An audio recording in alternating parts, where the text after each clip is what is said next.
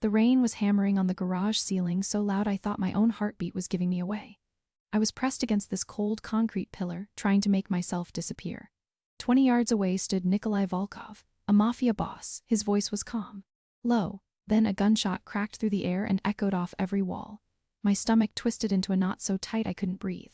I squeezed my eyes shut, but the sound was already inside my head, ringing. And then my phone buzzed, right against my thigh. That stupid notification light was glowing right through my jeans. Panic shot through me like a live wire. I fumbled to slap my pocket silent. A man's voice called out from the direction of the shooting. "Check the pillars over there." I could smell oil and wet concrete. I could feel my pulse thumping in my ears, and then Nikolai turned his head. Slowly. Those cold gray eyes scanned the shadows, and they stopped, right on my pillar. He didn't shout. He didn't give an order.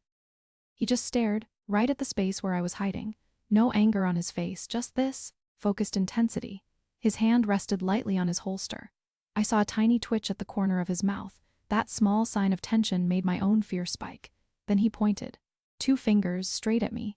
2 of his men started walking over. Their shoes made the soft, steady sound on the damp floor. My one chance was a half-open service door, way across the oil-stained concrete. Could I make it before they blocked it?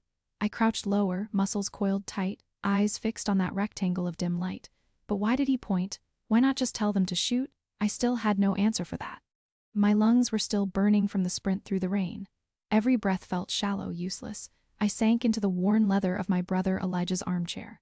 The smell of his old books and pipe tobacco couldn't cut through the chill on my skin. I watched him pace. His hair was a mess, his brow furrowed with a concern I hated putting there. "We're calling the police right now," he said, his hand already reaching for his phone. I shot out of the chair and grabbed his wrist. My fingers were ice against his skin.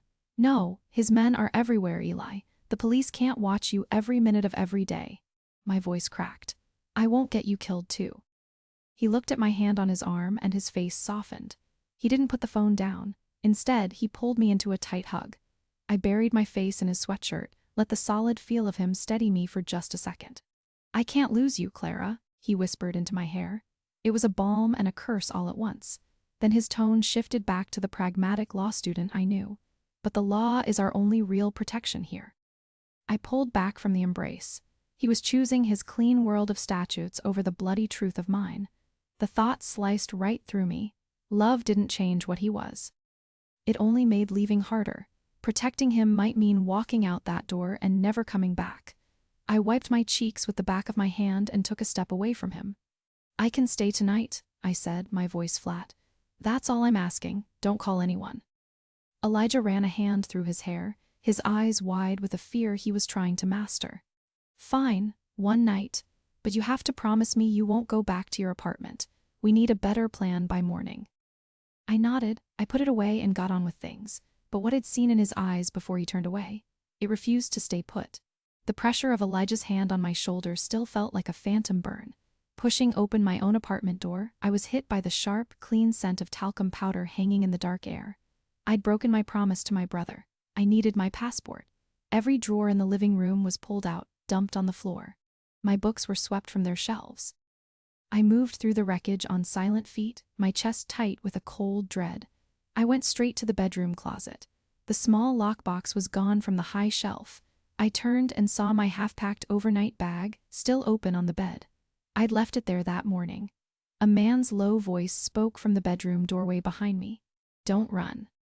I froze, my breath caught hard in my throat. I knew that voice from the garage. Nikolai Volkov stood there watching me. He filled the space completely. His eyes scanned the room, then settled on my face. A pale, assessing gray, he held up a small plastic strip between his gloved fingers. "This was in your bathroom," he said. His voice was flat. I recognized it. The pregnancy test. I'd thrown it away days ago in a panic. I couldn't speak. I could only stare at the 2 pink lines he was showing me. "The gala, 6 weeks ago," he said. It wasn't a question. He was working through a problem. His boss had hosted that party. His boss was now dead. His sterile boss. His gaze fixed on me with a new and terrible focus. The calculation in his eyes seemed to fracture. For a long moment, he was utterly still. He just looked at the test in his hand. Then he slowly lowered his arm. He took a single step into the room, close enough that I could see the precise cut of his jacket. I could smell the cold night air on his clothes. He studied my face like he was searching for a truth.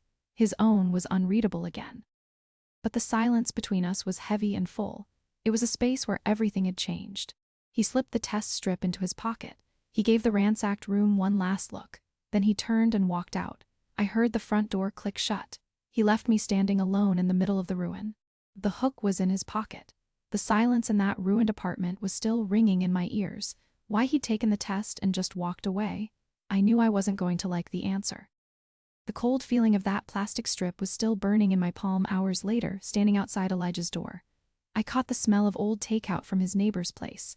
My key clicked in the lock. I pushed it open into the dark. The floorboard groaned under my foot. "Eli," I whispered. Nothing. The air was too still, too cold. I reached for the light switch. A large hand clamped over my mouth from behind. An arm locked around my waist like an iron bar. My whole body went rigid. I knew his scent before he even spoke: expensive wool and winter air. Nikolai's voice was an urgent rasp against my ear. "We have less than 2 minutes to leave this building." I tried to wrench my head away. I bit down on the heel of his palm as hard as I could. He didn't flinch. His arm just tightened. I forced a muffled sound around his fingers. "Elijah."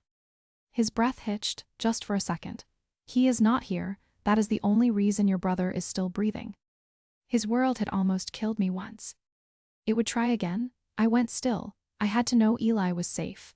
I nodded once against his hand. He slowly took his hand from my mouth. I didn't scream. I turned within the circle of his arm to face him. His eyes weren't cold anymore. They burned with a frantic intensity. A muscle ticked in his jaw. "I won't move 1 inch without him. You have to promise me he's protected." He looked down at me. His gaze flickered to my stomach. His expression hardened into something ruthless. "This is not a negotiation. My people are diverting the threat. Every second we argue is a second wasted." He grabbed my wrist. His fingers weren't cruel, but they were immovable. A sharp, metallic click echoed up the stairwell from floors below. Nikolai's head snapped toward the sound. His whole body coiled. He looked back at me. All the calculation was gone, replaced by a brutal, clear choice. He clamped his hand back over my mouth. He pulled me tight against his chest. His voice was rough in my ear. "You come silently now, or I leave you here as bait. They will kill Elijah too when they find him later." The truth of it shattered me. My eyes widened with a terror deeper than any I'd felt for myself. I stopped struggling. I gave one sharp nod against his palm. "Real quick, if you're here for the Mafia boss who plays by his own rules, hit subscribe. Trust me, the rules are about to get a lot more complicated." My mouth still tasted like his leather glove. The SUV's heated seat burned through my jeans as we passed the first iron gate of some sleeping suburb. Gray dawn light made everything look flat. Fake. Nikolai drove in silence, his hands steady on the wheel. A deep line of concentration was etched between his eyebrows. He stared straight ahead. I felt a strange, quiet ache seeing that sign of his strain. Then I pushed the feeling away. I locked my hands in my lap. He spoke after another mile. His voice was low. Final. "You will not leave the house. You will not look out the windows. You will follow instructions without question." He listed rules like he was reading a manual. No phone, no contact. My old life was over. I listened to the facts of my new captivity. They were clean, absolute. They meant I was a thing to be stored. My fear was useless now. Fear was a luxury I couldn't afford. "You do this for the child," he said. It wasn't a question. His tone said it was the only logical reason for any of this. I looked at my own hands. They were cold despite the heat. I thought of Elijah waiting for my call. Fear for him was a sharp pain under my ribs. Nikolai's rules were about control, secrecy, protecting his heir. My mind cleared in one cold, bright instant. His purpose and mine were not the same. I turned to him. My voice sounded hollow. "You make sure Elijah thinks I ran, that I'm a coward but alive and far away. You make that real." I said it to the window, not to him. The silence that followed was thick. I saw his fingers tighten on the wheel. The leather creaked. He didn't look at me. He stared at the road, his profile hard. Then he gave a single, curt nod. No promise, no comfort. That nod was the only concession he would give. It was the first rule he'd broken for me. The ache from the seatbelt was still a dull band across my collarbone. I stood in the penthouse kitchen, tracing a single, perfect water ring on the cold marble. The silence was a physical weight. Nikolai was across the island, filling a kettle at the sink. His movements were efficient, silent. I watched the muscles shift across his back under his dark shirt. He hadn't chosen me. Something else had put us here. There was a difference. So what do you think? When a man like that makes a promise with just a nod? Is it a bond or just another calculation? Let me know in the comments, and don't forget to subscribe for the next part. He clicked the kettle on and didn't look at me. I leaned against the counter and crossed my arms, my fingers digging into my own skin. The only sounds were the fridge humming and the water starting to rumble. I wanted to scream just to break the quiet. Instead, I asked, flat as I could, "Do you even know how to make tea?" He turned his head just slightly. His profile was all sharp angles in the afternoon light. "Water boils, you put a bag in a cup." His voice was that low rumble, but there was no heat in it, just a fact. "It's a start," I said. The kettle began to whistle, a thin, sharp sound. He moved to shut it off. I saw his hand hover over the switch for a second too long. He was staring at the steam. His whole body went completely still, and I knew.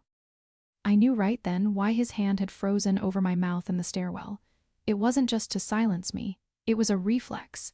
A sudden, absolute need to stop all motion, to assess a threat he couldn't even see. The whistle cut off. The silence rushed back in, thicker than before. He poured the water into 2 plain white mugs and pushed one across the marble toward me. I took it. The heat was almost painful against my palms. I held it tight, looking down into the swirling brown water. The words came out before I could stop them. Quiet, cracked. "I bought a onesie last week. A stupid yellow one." My throat closed up, but I forced the rest out. "Now I'll never get to." I couldn't finish. A violent tremor ran through my hands. The tea sloshed against the sides of the mug. This wasn't a shake of fear. It was a deep, grief-stricken shudder for a future that was just dissolving. I pinched my eyes shut. I heard the soft clink of his mug being set down. I opened my eyes. Nikolai was frozen across the counter. He wasn't looking at me like a problem anymore. He was just looking. His expression was stripped of all its usual command. After a long moment, his voice came out lower, almost rough. "The tea will get cold." And I saw it. His hand had clenched when I mentioned the onesie. The tremor in my hands settled into a dull ache deep in my knuckles. I traced the rim of my empty mug, staring at the glossy photos fanned across the kitchen table. They smelled like chemical developer and something else, something old and metallic. I forced myself to look at each one. My stomach churned. Nikolai leaned against the far counter. He watched me with those pale, unreadable eyes, the silver at his temples catching the weak morning light. His silence was a physical weight on the room. I pressed my palm flat against my lower abdomen, a useless gesture. I shuffled through another stack, my vision blurring from fatigue. It was all blood-stained concrete and contorted limbs. A chaotic mess meant to intimidate, or inform. I couldn't tell which. I felt my value draining away with every second I failed to see what he saw. Then my designer's eye snagged on a flaw, not the body in the foreground. A background blur in a shot of a warehouse doorway, a vehicle parked half in shadow. The wheel rim was distorted by motion, but its pattern was distinct. I'd seen that exact aftermarket design before. I sourced a set for a boutique automotive client's photo shoot last year. A client who was connected. A name surfaced in my mind, cold and solid. I looked up at Nikolai. His arms were crossed, but I saw the slight forward tilt of his shoulders. He was waiting. I slid the photograph across the scarred wood toward him. My finger tapped the blurred tire. "The rims," I said. My voice was steadier than I felt. "They're custom. I know the fabricator. The only local buyer for that design was a front for the Kovalenko family." I watched his face, searching for any sign this was enough. His gaze dropped to the photo, and for a fraction of a second, the intense focus in his eyes softened. Into surprise. Why the Kovalenko name? I'd been wrong to ignore it this long. The cold, polished surface of Elijah's conference table shocked my bare arms. I leaned into its sterile glow. Elijah stared at his laptop screen, his shoulders tight. A red error message flashed. He quickly minimized the window. "My access is blocked," he said. His voice was thin. He looked toward the senior partner's office door. The brass nameplate gleamed under the harsh lights. "I need the physical files. I have to go in there." He stood up, wiping his sweaty palms on his trousers. A sharp twist of guilt turned in my stomach. He took a key from his own desk drawer. The walk to that office door felt miles long. The lock made a loud click in the quiet. He slipped inside, leaving the door open a crack. I heard the rustle of paper from a filing cabinet. Then the sound stopped completely. Elijah came back out. He held a thin stack of papers. His face had lost all its color. He placed the documents on the table in front of me. The letterhead read Escalapius Holdings. I saw an address in the medical district. Then I saw the name of the silent partner. It was a company I recognized from Nikolai's own briefing. This was a Volkov shell company. My brother's firm was entangled with them. They know, Elijah whispered. His eyes were wide behind his glasses. They know I was looking. This is why they took you.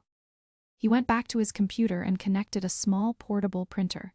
The machine whirred to life. He fed the papers through it one by one. The rhythmic sound was too loud. Then we both heard it. The distant whine of a vacuum cleaner starting up in the hallway. Everything else I could deal with. But why Elijah had printed those papers, that was different. The cold, metallic taste of panic was still a film on my tongue hours later. I blinked awake on the safe house's stiff couch. The only sound was the hum of the refrigerator in the dark kitchen. My neck ached. Nikolai stood at the covered window. He'd pulled one slat aside with a single finger. The distant city light cut a sharp line down the side of his face. "You should be in the bedroom," he said. His voice was low, not unkind. I couldn't stay in there. I pushed myself up. The blanket pooled in my lap. The Rims, the Kovalenko family, what does it actually mean? He let the slat fall back into place. The room went dark again, save for the glow from a single lamp. He turned to face me. For a long moment, he just looked at me. His focus was absolute, but his eyes held a fatigue I hadn't seen before. It was the look of a man remembering a deep, private pain. "It means Marcus Thorne is more ambitious than I believed," he said finally. His voice dropped almost to a whisper. "He's not just a rival, he's making a pact with scavengers." A chill ran down my spine. "You know them, the Kovalenkos. They killed my sister." He said it flatly, a simple fact. Then he turned his head away, looking toward the blank wall. His throat worked as he swallowed. He didn't elaborate. I watched the strong line of his profile, the slight tremor in his clenched jaw. I didn't know what to say. Sorry felt like an insult. I just hugged the blanket tighter. "So Thorne brought them here," I said, my own voice quiet. "To weaken me, to create chaos." Nikolai turned back. The raw grief was gone, sealed away behind that mask of cold intent, but I'd seen the crack. "Your brother found the shell company, Escalapius." My breath caught. Is he in danger right now? "Not yet. Thorne doesn't know what Elijah has." Nikolai walked toward the couch. He stopped a few feet away. "But he will, soon. We have to move first." "How?" The word was a plea. He studied me, his eyes tracing my face. "You'll call your brother in the morning. You'll give him a name, a place. You'll tell him it's from a scared friend. He'll take it to his contacts. And then Thorne will show his hand." Nikolai's gaze flickered to my stomach, then back to my eyes. A flicker of warmth, gone as fast as it came. "And we'll cut it off." I knew what this was. Using Elijah, however indirectly, as a piece on Nikolai's board. I nodded anyway. The weight of the decision settled in my bones. I'd do it to protect him. I'd become the very thing I feared to keep him safe. The ghost of Victor's grip still ached like a vice around my forearm. I found myself on a cold stone step later that morning, the dew seeping through the knees of my trousers. I sat at a small metal table in the safe house courtyard. The air smelled of wet earth and distant traffic. I spread the surveillance photos before me. My hands shook from a deep, tired fear. I pressed a hand flat against my queasy stomach and tried to breathe. Nikolai watched from the shadow of the doorway. He didn't speak. His silence felt louder than any threat. He was just a shape against the dim light. He crossed his arms over his chest, a statue made of tension. I focused on the grainy images to escape his stare. One photo showed a man's wrist at a cafe table. The watch was a vintage chronograph with a cracked leather band. I'd seen that same watch on Elijah's client from the architecture firm. The man had bragged about its history over bad coffee. My mind cleared with a sharp, cold focus. I tapped the photo. "This man," I said. My voice was tight. "He consulted with my brother's firm for the new medical wing. Elijah had printed the Escalapius papers for him. He was just doing his job." I looked up at Nikolai. The morning light caught the fine lines at the corners of his eyes. I slid the photo toward him across the metal table. I waited. Would this be enough? He uncrossed his arms and stepped forward. He didn't pick up the photo. He placed his hands on the back of the empty chair across from me. His knuckles were pale against the rusted iron. He studied the image for a long moment, then his gaze lifted to mine. "That watch is a family piece," he said. His voice was low. He wouldn't wear it to a business meeting, not unless it was the only business that mattered. He didn't look away. We were close enough that I could see the faint pulse in his temple. The space between us felt charged and still. He'd given me a truth he didn't need to give. It was a small crack in his armor. I felt a pull toward that vulnerability, a dangerous warmth. He straightened without another word and turned back toward the house. He left the photo on the table between us. He left the unspoken thing hanging in the damp air, but why he'd left it there, I still had no answer for that. The metallic taste of his confession still coated the back of my throat like a sickness. From the cold rooftop gravel, I watched a single, yellow kitchen light blink on in the safe house window across the street. I ran up the last flight of the fire escape, my boots scraping against the rusted metal. My breath came in sharp, painful gasps that burned my lungs. The binoculars bounced against my chest with every frantic step. I had to see him. I had to know Elijah was still safe behind that ordinary yellow light. I reached the rooftop edge and gripped the cold concrete. My hands froze there. Across the street, the yellow kitchen light went out. A harsh white flash lit a living room window for a single, violent instant. I saw the shadow of a man falling. A muffled shout carried over the traffic. It had already started. My heart hammered against my ribs as I fumbled the binoculars to my eyes. The world narrowed to that violated window. I saw Nikolai step over a fallen guard. He moved with a terrible, efficient grace. He didn't look at the man at his feet. His focus was absolute, a hunter flowing toward the next room. His left hand held a pistol close to his body. I saw the tight line of his shoulders, the controlled tension. Then he was gone, vanished deeper into the apartment. I was safe on my roof, separated by empty night air. Elijah was not. I couldn't move. I couldn't shout. I couldn't do anything at all. My nails dug deep into my own palms until a sharp pain cut through the numbness. I lowered the binoculars with trembling hands. Could he survive this? I pulled my phone from my pocket. The screen glowed in the dark, showing one new text from Elijah. The message preview read, "They're here, don't come, tell Clara I." The words ended there, just a dash trailing into nothing. The text was sent 7 minutes ago. I stared at it. The consequence of my presence in this world had reached him. I'd made him a target simply by loving him. I put the phone away, and I got on with things. The cold binoculars had left a deep, aching pressure on the bridge of my nose that wouldn't fade.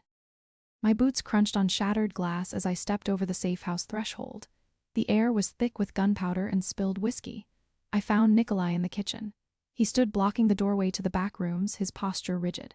A fresh cut, thin and precise, ran along his left cheekbone. His face was a mask of cold finality. "You should not be here," he said. His voice was flat, drained. "You saw what it takes to survive this. You are a civilian, a weakness I can no longer afford. You'll leave the city tonight." I shook my head, my throat too tight to speak. My fingers found the cold edge of the granite counter behind me and gripped it hard. "My brother was in there," I said. The words came out too loud, trembling in the hollow space. I took a step toward him, my boot slipping on a piece of broken ceramic. "Your text cut off. I need to know if he's dead because of your war." Nikolai's expression didn't change, but his eyes held mine for a beat too long. He had a gun on his hip. He had blood on his hands. He looked away first, a slight but definite break. He pulled a cloth from his pocket and wiped methodically at the dark smear across his knuckles. "Knowing changes nothing," he said, but his voice had dropped, losing its command. I didn't know what to do with that silence, so I filled it with the wrong thing. I took a step closer, my voice quiet now. "You left the photo on the table between us, the one of the watch. You wanted me to see it." He didn't confirm it. He didn't deny it. He just watched me. And in that look I saw him, the fiercely protective man beneath the ruthless exterior. It was a flicker of warmth that made my chest ache right there in the middle of all the danger. Then his gaze shifted to a point past my shoulder. His whole body went still. "They're sweeping the block," he said, the words clipped and urgent. The spike of fear hit me like a physical blow. This wasn't over. Thorne's men. "They know you were here." He moved past me toward the shattered front window, his previous dismissal forgotten. The consequences of my presence here, of our connection, were now a tangible threat closing in. I pushed it aside. Why he'd left that photo for me would come back. The coppery taste of blood still lingered in the back of my throat. I found myself standing in the safe house's untouched kitchenette, staring at the single, humming bulb above the sink. My tears fell then. hot and sudden.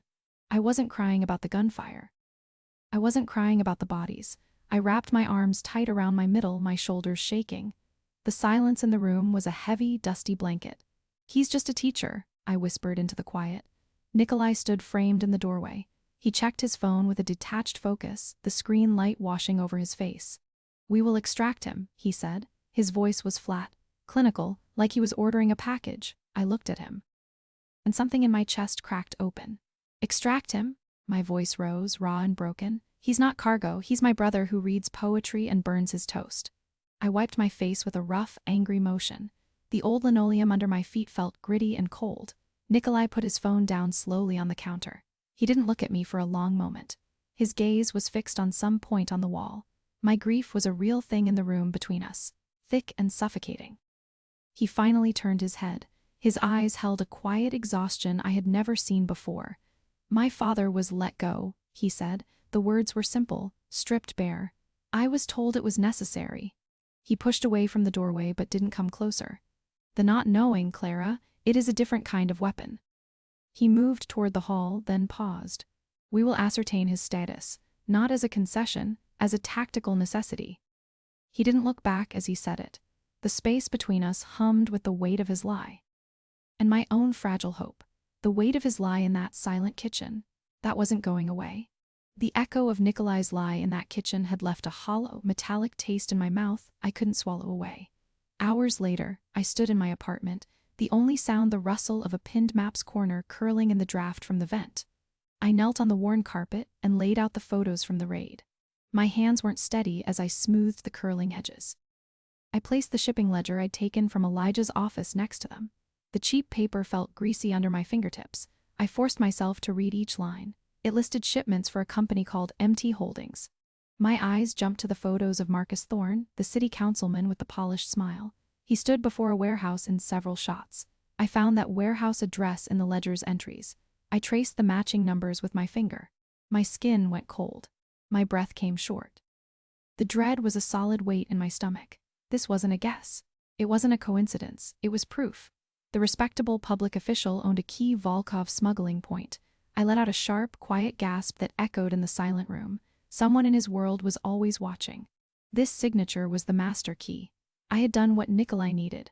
A flicker of his face came to me then, not the boss, but the man. The quiet exhaustion in the set of his mouth when he spoke of his father. The bond between us registered as a sudden, deep ache. Now the silence from Nikolai, and from Elijah, it made terrible sense. This evidence was a live wire. Gathering the papers, my movements became precise. Cold. I stacked the photo over the ledger entry. My jaw was set tight with a new kind of fear. This wasn't about escape anymore. I had just connected a city official to a criminal empire. The consequence of that knowledge was a door swinging shut behind me, locking with a final, silent click. What I'd find behind that door? I wasn't ready. The ache of sleeplessness was a dry, hot grit behind my eyes.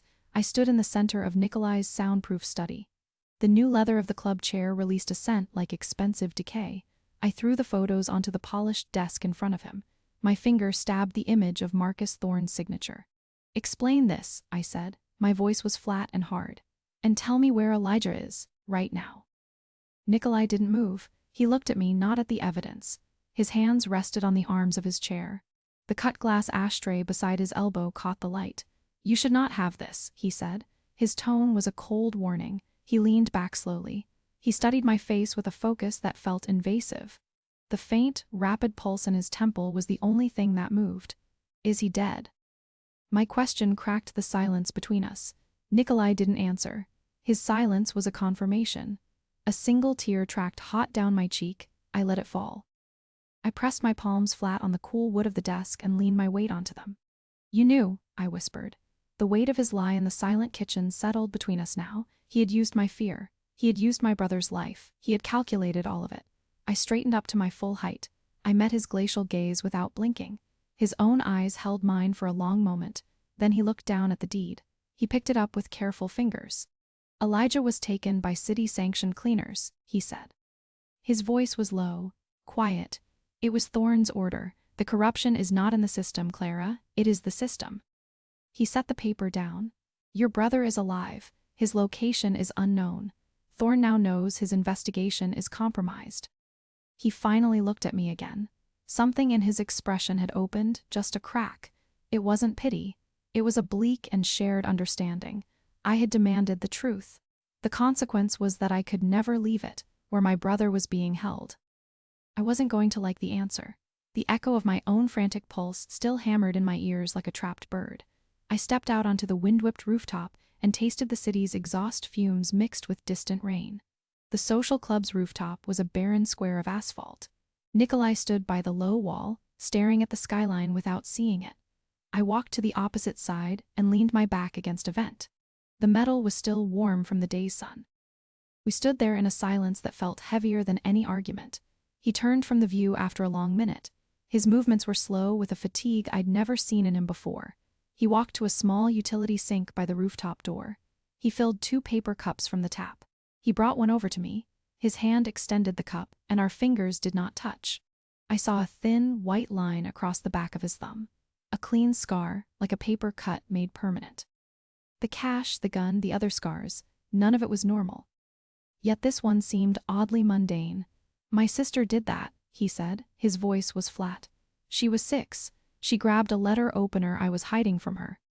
He looked at his own thumb as if the memory was a foreign object. He had not meant to tell me that. The admission hung between us, small and strangely intimate.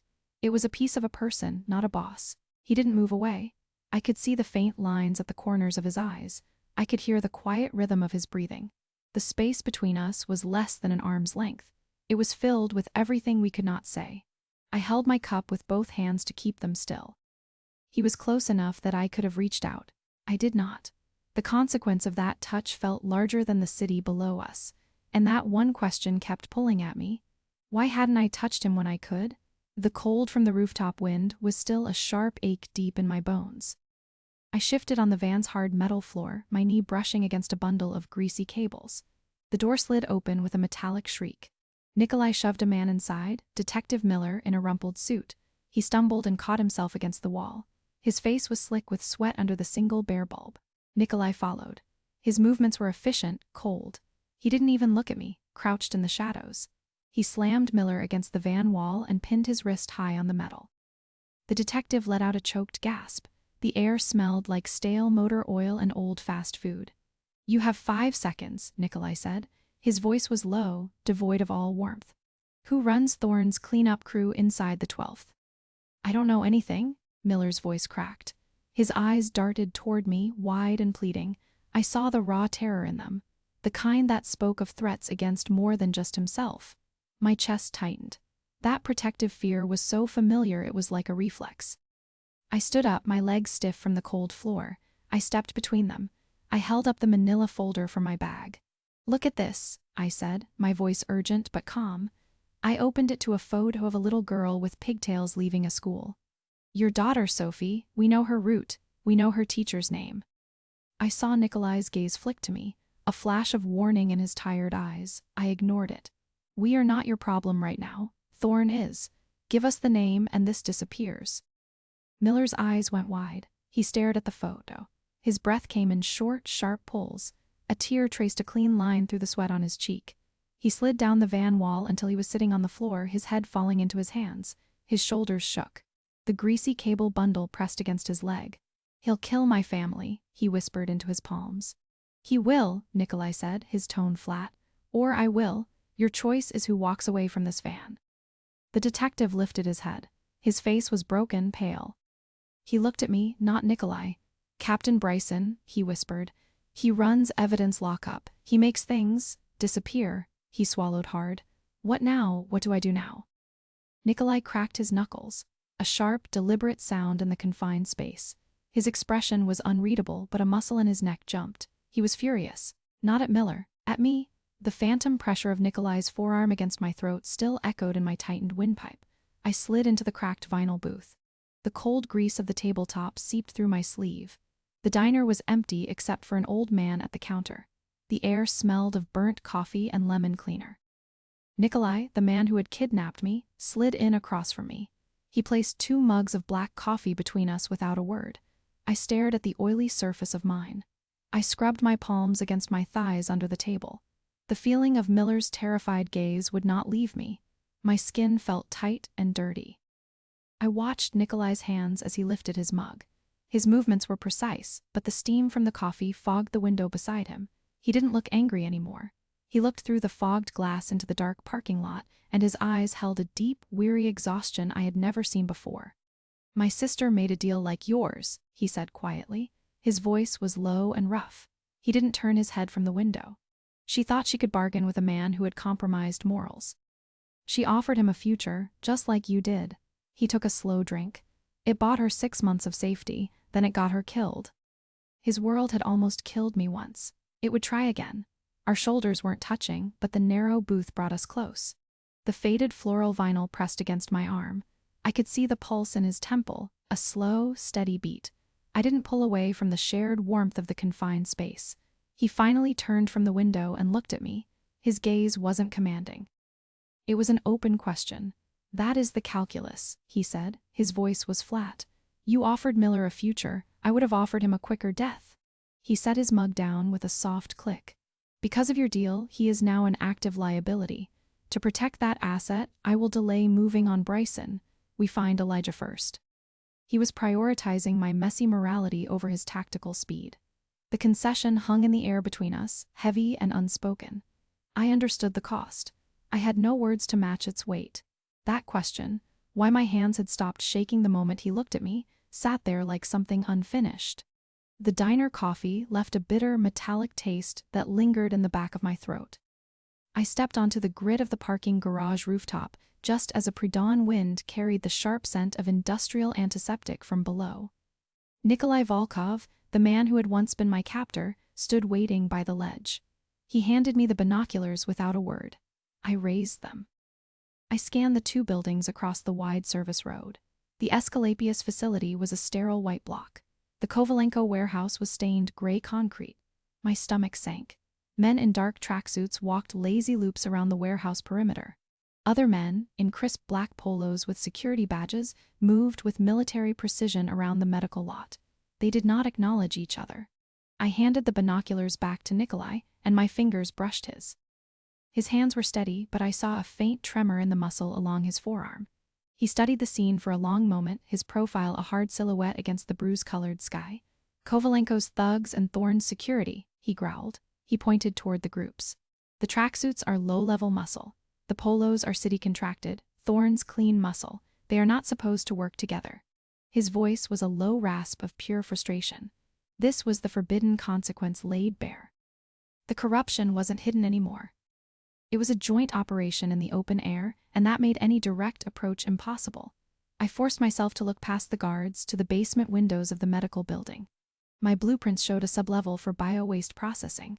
One window was barred and dark. Then a weak, yellow light flickered on behind it. A shadow moved, a human shape pacing a tight circle. I leaned forward against the cold concrete ledge, my breath catching. Nikolai saw it too. He shifted the binoculars, his entire body going still. "That's him," he whispered, the words almost lost to the wind. For a second, a fragile, terrible hope flared in my chest. Then a bank of halogen floodlights on the medical building's roof snapped on with an audible crack. The sudden white light washed over our rooftop, casting our own long, stark shadows behind us. We dropped to the gravel in unison. A mechanical whirring sound started, and a searchlight beam began a slow sweep across the higher floors of our garage.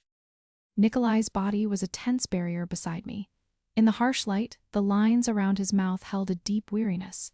He wasn't looking at the light, he was looking at me. "We can get to that sublevel," he said, his voice low and urgent. "There's a service corridor from the warehouse side, but Kovalenko guards it." He laid out the plan then, a brutal diversion. His men would hit the warehouse front to draw all the guards into a firefight. That would create a narrow window to breach the medical side.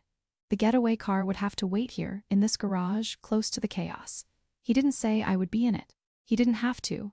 The unspoken question hung between us, his gaze holding mine. He was offering me a front row seat to his world's final cost. Whatever came next, I hadn't figured out if he was waiting for me to ask to come with him. The cold rooftop wind still knifed through my jacket, leaving my bones feeling brittle. Back in the sterile quiet of Nikolai's penthouse, I caught the faint, clean scent of his leather sofa cutting through the smell of my own sweat. I walked to the glass wall overlooking the city. Nikolai stood at the steel kitchen island, his back to me. He poured 2 glasses of water from a crystal decanter. His movements were precise, controlled. He placed 1 glass on the counter near me without a word. I noticed a slight, uncontrolled twitch at the corner of his left eye. It was a small, constant pulse I had never seen before. "I have a different plan," I said. My voice sounded too loud in the quiet room. I told him about the charity gala. Marcus Thorne would be there as the guest of honor. I would wear the gown and walk right in. I would trade myself for Elijah's location. Nikolai, the Mafia boss, turned slowly from the island.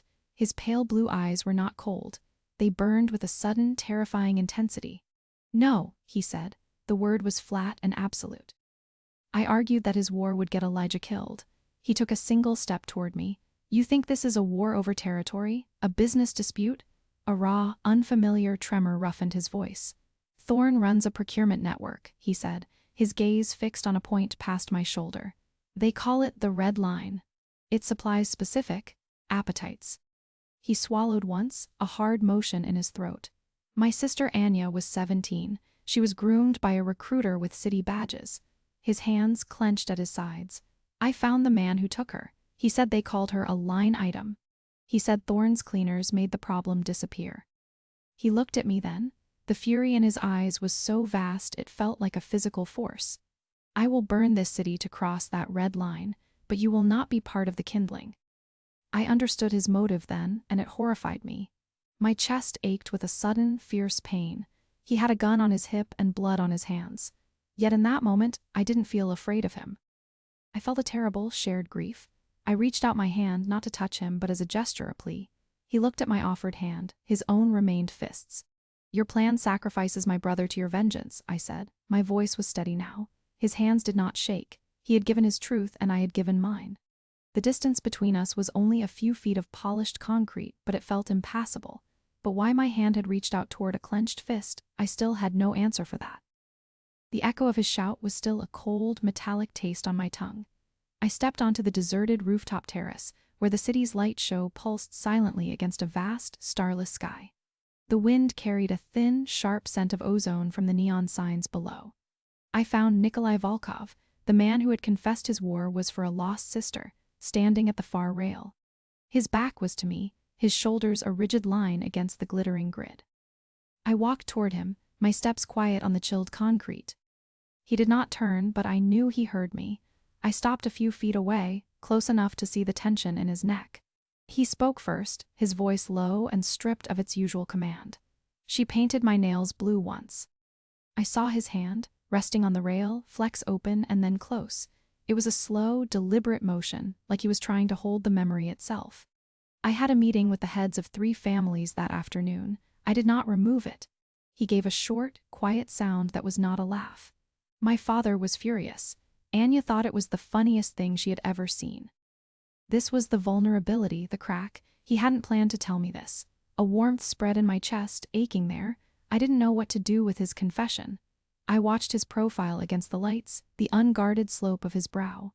My own tears were a hot track on my cold cheeks. "I can't let Elijah become an empty seat," I said. The words were thick in my throat. He turned his head then, just enough to look at me. The distance between us felt like a tangible space, charged and fragile. I could see the reflection of the city in his eyes. He didn't move, and neither did I. The shared grief was a bridge we both stood on, but we were looking in opposite directions. "Your plan uses me as bait in a war," I continued, my voice steadier now. "Mine uses me as a key in a trade. I have to try my way." He watched me for a long moment, his expression unreadable. Then he nodded once, a small concession that felt like a loss. He looked back over the city, his hand still gripping the rail. We stood there in the quiet, the unspoken thing between us growing heavier than the night air. The bond was real, a pull in my ribs, but the consequence of it was the chasm it revealed. I moved toward the door. Why he nodded after I said I had to try my way moved with me. The cold of the rooftop had settled into a permanent ache deep in my bones. I stood in the center of Marcus Thorne's silent study, my stockinged feet sinking into a Persian rug so thick it swallowed all sound. The air held the sterile scent of lemon polish and old paper. I'd been standing there for 10 minutes just listening to the empty house. I needed to find his personal calendar. Something to confirm the gala was the right move. I moved toward the massive oak desk. Its surface was bare except for a single onyx pen. My fingers traced the smooth, cold edge. I pulled open the top drawer. Inside were neat rows of files and a leather-bound diary. My heart hammered against my ribs as I lifted it out. The cover was soft under my touch. I opened it to the current week. There, in precise blue ink, was the entry for tomorrow night. Charity Gala, 8 p.m. Special guest delivery expected. Confirm Bryson. A sick certainty washed over me.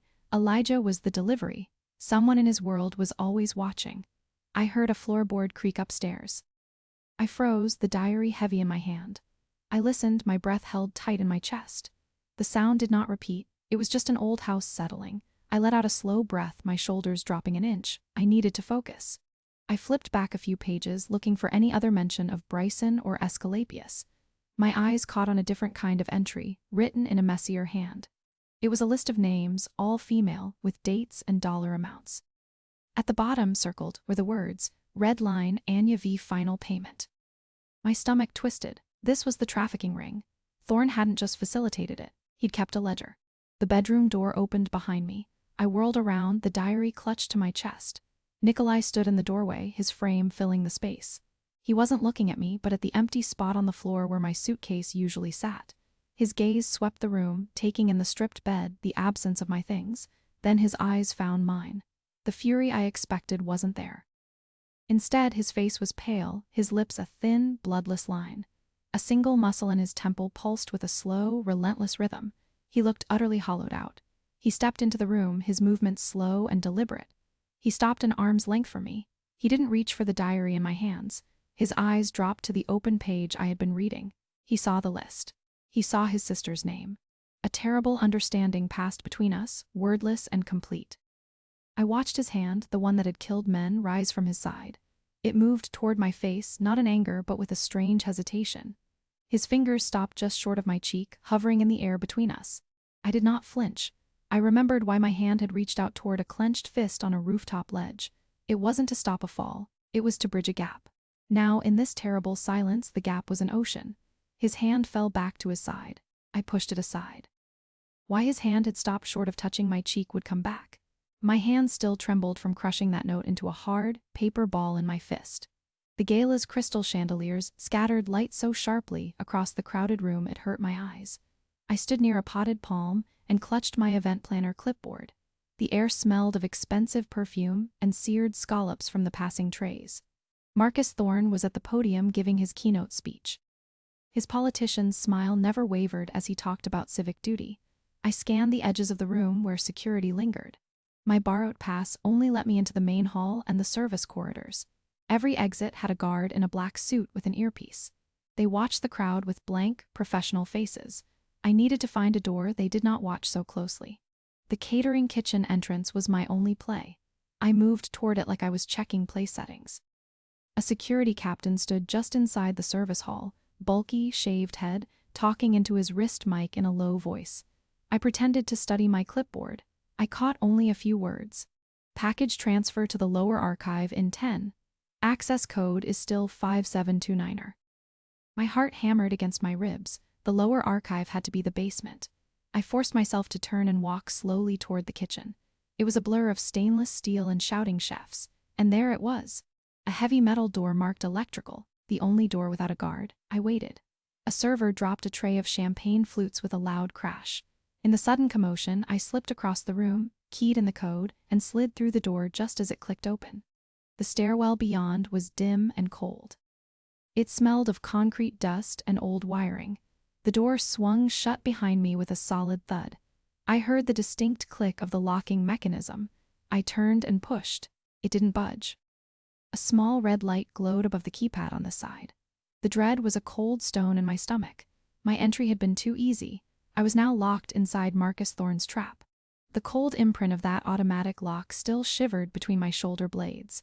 Inside the surveillance van, the air was warm and stale, tasting of old coffee and overheating electronics. I pressed the cheap earpiece deeper, listening to the gala's muffled orchestra. Nikolai stood motionless beside me, watching the bank of monitors showing the empty service hall I'd just left. "The door was a trigger," he said, his voice low and flat. "He knows you are inside the trap now." He didn't look at me. He just watched the silent screen, his jaw locked tight, a frantic pulse beating under his skin. I saw the raw fear he would never speak out loud. It made my breath catch. "You said every door would be guarded," I said, my words thin in the cramped space. "You said Thorne's men would be everywhere. Why was that one open?" Nikolai turned from the screens. His pale eyes held a hollow understanding I'd never seen before. "Because I told my men to clear a path for you," he said. His hand went completely still on the console. "I knew you would go. I made sure you could." The confession hung in the bad air. He'd anticipated my defiance and facilitated it. He'd laid the bait for his own trap. The emotional spike hit me like a physical blow. I stepped back, my heel bumping a laptop on the floor. "You used me. You knew I would walk in there and you just let me." "I am following you in," he said, his voice dropping to a rough scrape. "Thorne expects a rescue attempt from the perimeter. He expects my men at the doors. He does not expect me to walk into the heart of his house alone." He reached for a black case under the console and opened it. Inside was a compact handgun. The guard was not posted because I dismissed him. The open door was not an oversight. It was an invitation. From me to him. 3 days later, I stood on the rain-slicked dock, inhaling the harbor's smell of wet rope and diesel exhaust. I watched Nikolai listen to the police scanner, his stillness absolute. The only movement was the faint, rhythmic flexing of his fingers against his thigh. His men, 3 grim figures, waited. The scanner chatter confirmed it all. Thorne's trap was set. The fake Kovalenko hit squad was moving into position around the gala. Nikolai's original plan to storm a rival warehouse was now useless. His second-in-command, Silenzio, argued for a tactical withdrawal. He said the police presence made any approach suicide. Nikolai didn't look at him. His eyes were fixed on the distant city glow. Then he turned off the scanner. The sudden silence was heavy. He looked at each of his men in turn. His voice was low, devoid of all its usual authority. "The assault will proceed. We use the chaos of the fake Kovalenko attack as our cover. We go in through the service tunnels." Silenzio started to protest. Nikolai cut him off with a single raised hand. He wasn't giving orders as a boss anymore. He was stating a fact. A cold understanding settled in my chest. This wasn't a calculated risk. This was something else. He was walking into a public police cordon. For me, the consequence of our bond was this naked, reckless charge. The clipped commands were done. The earpiece was in. His men just stood there, their faces set in stone. I saw the fear in their eyes, clear as day, but it wasn't fear for themselves. It was fear for him. Nikolai checked his weapon, a series of sharp, efficient clicks. Then he looked at me. That cold fury from before was just gone, burned away. All that was left was this chilling, absolute focus. His voice was rough when he spoke. "Stay with Silenzio at the extraction point." That was it, nothing else. He turned and walked to the car, his men falling in behind him. And I understood the forbidden consequence. The ruthless calculus of his world was gone, replaced by a single, driving need. Why were his men afraid for him and not for themselves? I had a feeling I wasn't going to like the answer. The cold fury of his decision left a metallic taste in my mouth, like blood. I blinked, and I was in a dusty wine cellar. The air was thick with the smell of sour vinegar and old oak. My breathing sounded way too loud. I crept forward, my silk gown catching on a splintered shelf. A single service light flickered above a metal door across the room. That was my way out. The floor was gritty under my thin slippers. I reached for the handle, my fingers brushing the cold steel. A hand clamped over my mouth from behind. An arm locked around my waist like iron. I froze. "Be silent." It was Nikolai. His voice was low in my ear. His grip was unbreakable, but his breathing was perfectly even. He hadn't chosen to find me here. Something else had put us together. There was a difference. He spun me gently to face him, putting his back to the flickering light. His eyes, they usually had this wall of control. Now they held a raw urgency that stripped away the pack-in completely. He kept one hand firm on my shoulder. "Thorne's men are above us," he said. "My men are creating a diversion at the main entrance." He didn't mention the cost. I twisted against his hold. "Elijah is through that door. I have to go." His other hand came up, not to strike me, to frame my face. His thumb brushed a streak of dust from my cheekbone. The gesture was so gentle, so at odds with everything, that my protest just died. "Listen," he whispered, his voice gravelly. They fear for me because I walk into the fire first. Always, the diversion is not a trick. It is a sacrifice I ordered. He released me. He stepped toward the metal door alone and placed his palm flat against it, listening. Your brother is a step ahead, Clara. You are the target now. It hit me like a cold flood. The trap was never just for Elijah. Thorn wanted to erase Nikolai's reason for fighting. He wanted to take me, like he took Anya. Nikolai looked back at me, his expression grim. We go together, or we do not go. That is the only calculus left. He drew a compact pistol from his jacket and checked the slide. A sharp click in the quiet cellar. He didn't offer me the gun. He just waited for my answer. What had Clara said under his breath when he thought I wasn't listening? I'd been wrong to ignore it. The dust from the cellar still coated my tongue. On the third morning, I stood at the edge of the city park. The lawn was dewy under my stolen shoes. Nikolai found me there. He stood beside me without a word, a solid weight against the fragile quiet. He wore a simple dark coat, no suit. The absence of his usual armor made him seem like a different man. We watched a groundskeeper rake leaves far away, the rhythmic scratch the only sound. I waited for him to tell me the next move. Instead, he let out a slow breath and his shoulders dropped. Just a fraction. A small collapse you only see if you're looking for it. I saw the faint tremor in his left hand before he slid it deep into his pocket to hide it. He listened to the recording from the van, his voice quiet. You were right about Miller. Offering him a future was a better play. He didn't look at me as he said it. The admission cost him something. He shifted then, turning so his arm almost brushed mine. We were close enough that I could feel his warmth against the morning chill. I didn't move away. The space between our hands on the cold bench felt charged. I wanted to close it. My fingers stayed frozen in my lap. I have a safe house, he said finally. It has a garden. Anya would have liked it. He spoke her name softly. A private truth, offered without context. Then he stood up, the moment breaking. He didn't offer his hand. He just began to walk toward the park gate, expecting me to follow. I knew then what he'd said under his breath in the van when he thought I wasn't listening. It wasn't a plan or an order. It was a wish for something simpler, a life he could not have, and I got up and followed him anyway. My lungs still burned from the basement air. Now, crouched behind a service panel in the corridor, I tasted industrial cleaner. The heavy footsteps stopped right outside. I held my breath. Elijah's shoulder pressed against mine. A guard swept his flashlight beam across our panel. The light paused on the gap near the floor. I saw his shadow shift as he bent down. The door at the end of the corridor just blew inward, a deafening crack of splintering metal. The shock wave hit me first, then the smoke. Two men in tactical gear surged through it, and right behind them, Nikolai. He moved with a terrifying, fluid speed I'd only ever seen from a distance. He didn't run. He flowed, straight to the guard with the flashlight. He grabbed the man by the throat and slammed him into the wall. The flashlight clattered across the concrete, spinning crazy circles of light. Nikolai's eyes found me in the dimness. They held a wild, focused light I'd never seen before, not cold calculation, something raw. He said something under his breath in the van about a debt. Now he was paying it. In blood and violence, Clara, move. His command cut through the ringing in my ears. He shoved the stunned guard toward one of his men and reached for my arm. His grip was iron, pulling me toward the blown door, toward the smoke and the way out. My momentum almost carried me with him. Then I saw Elijah, still pinned behind the service panel, his face pale. The laptop with all our proof sat on the floor by his feet. I wrenched my arm from Nikolai's grip. Not without Elijah. I ducked back as another guard appeared from a side door. Nikolai moved to intercept him, his focus violently split between the new threat and my disobedience. The corridor became a close-quarters nightmare. Grunts, the wet thud of impacts. One of Nikolai's men grappled with a guard near the blown exit. The other guard saw me break for Elijah and lunged.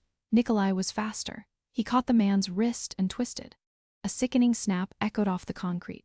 The guard screamed, dropping his weapon. Nikolai shoved him aside like empty weight and cleared my path. I scrambled to Elijah, grabbed the laptop. My hands shook. I flipped it open as Nikolai and his men formed a rough, brutal line between us and the chaos. Their bodies were my only shield. I found the broadcast link. The cursor blinked. I hit send. Then I looked directly into the camera and I began to speak Marcus Thorne's crimes to the world. Every dirty deal, every buried body, every corrupted official. My voice didn't shake. It burned, whatever came next. Why I'd been the one to speak into the camera the face of this truth? That was the part I hadn't figured out. Not yet. Real quick, if you're rooting for the truth to win, hit subscribe. The fallout from this broadcast is a story all by itself. So, what would you have done? Run for the exit when the man who terrifies you offers a hand? Or turn back for the proof and for your brother knowing it might get you both killed? Let me know in the comments.